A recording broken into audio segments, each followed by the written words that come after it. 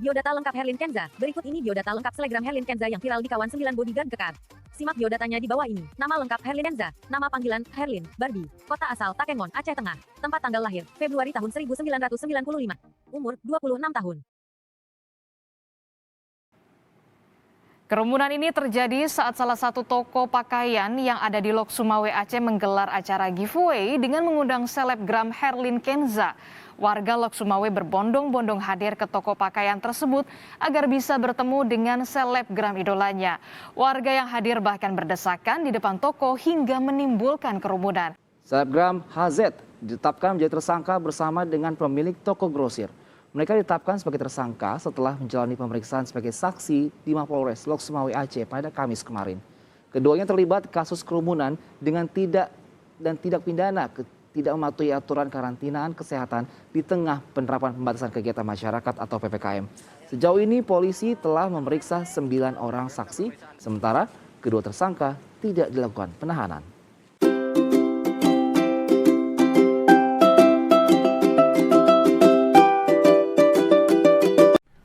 Selebgram asal Aceh ditetapkan sebagai tersangka.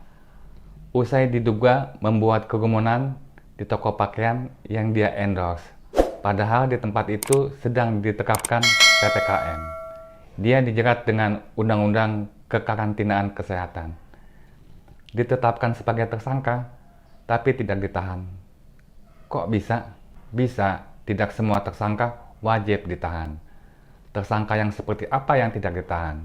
Pertama, kita harus tahu kenapa seseorang ditetapkan sebagai tersangka. Seseorang ditetapkan sebagai tersangka karena patut diduga dia melakukan tindak pidana berdasarkan bukti permulaan. Ada di pasal 1 angka 14 KUHP. Bukti permulaan maksudnya bukti yang cukup, minimal 2 alat bukti ditambah keyakinan penyidik secara objektif.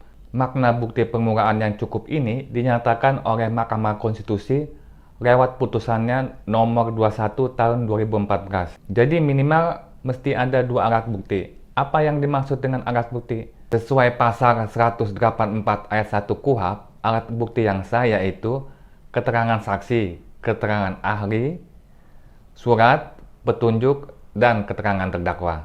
Nah, kemudian tersangka ditahan atau tidak itu kewenangan penyidik. Ketentuannya, jika penyidik ingin menahan tersangka, penyidik akan melihat keadaan tersangka.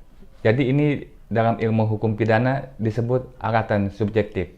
Penyidik secara subjektif akan melihat tentang pertama, adanya keadaan yang menimbulkan kekhawatiran bahwa tersangka akan melarikan diri. Kedua, adanya keadaan yang menimbulkan kekhawatiran tersangka akan merusak atau menghilangkan barang bukti.